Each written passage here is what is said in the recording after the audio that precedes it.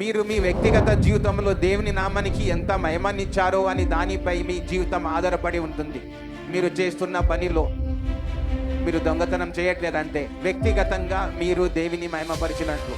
వీళ్ళు క్రైస్తవులు అందుకే దొంగతనం చేయరు అన్నప్పుడు అప్పుడు దేవునికి మహిమ కలుగుతుంది. మీరు మీ జీవితంలో చెడు పనులు చేస్తూ దేవుని నామం నిందించబడేలా చేస్తున్నారా, లేదా మీరు అద్భుతమైన పనులు చేసి దేవుని నామానికి మహిమ కలిగేలా చేస్తున్నారా? మీ మంచి పనులను చూసి ఇతరులు పరలోకంలో ఉన్న మీ తండ్రిని మహిమపరచాలని దేవుడు అంటున్నాడు. ఇజ్రాయేలీయులు దేవుడు చెప్పిన చోటికి చేరకపోయినప్పుడు అప్పుడు తెలుసా ప్రజలు ఏమన్నారో? వాళ్ళు దేవుని నామాన్ని నిందించారు. ప్రజలు అన్నారు, వీళ్ళ దేవుడు గొప్ప గొప్ప మాటలు చెప్పి వీళ్ళని ఇక్కడ నుండి తీసుకెళ్లారు, కానీ ఆ వాగ్దానము చేసిన స్థలానికి మాత్రము తీసుకుని రాలేదు అని అన్నారు. ఈ కారణము చేత ఇతర జాతుల మధ్య దేవుని నామం నిందించబడింది.